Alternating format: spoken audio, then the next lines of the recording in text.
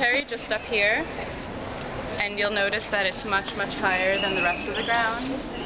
This is because this is the only place that Jewish people were allowed to be buried in the city, and so whole families are buried just on top of each other instead of next to each other like most cemeteries. They're just all built on top, buried on top of each other.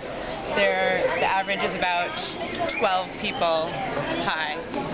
So, they do that in Denmark. yes? Yeah, for non-Jews too. Yes, now, still. Yeah, on top of each other. It's good to save space, I guess, but this was the only place in the whole city that they were allowed to be buried. And because they just buried tombstone on top of tombstone, there's still no actual number of how many people are buried here, but they think it's around 15,000, just right in this small cemetery. And this is the Jewish Museum. It just has...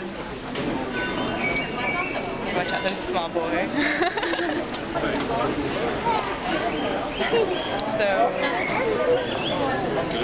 this right here was the crematory,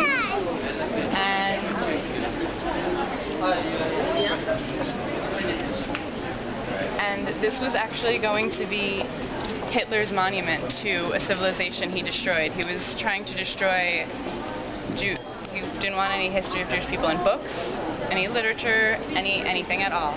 So, but this was to remain intact. He told all the soldiers not to touch it, not to lay a finger on it. What was the reason? What he wanted to do is to say, he wanted to be able to say years later, hey, have you heard of Jewish people? Well, look what I have.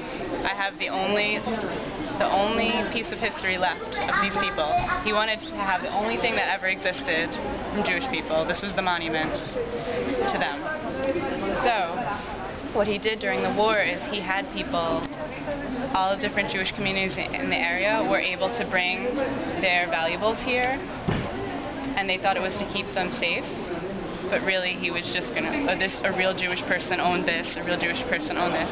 But the unfortunate thing is that at the end of the war, when everybody was able to come back and pick up their things, most of those people were no longer alive. So there are actually still a lot of those things in this museum here, so you can go and take a look at some of those things. And then this building looks old, but it's actually very new. It was built in the 1900s, and they wanted it to look old, but it's actually a very new building.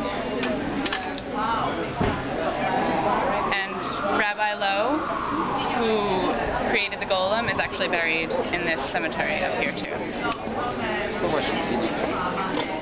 And now, once we leave this area, it will be significantly less crowded, if you're wondering. It's not going to all be like this until the end again. Okay? Thank you.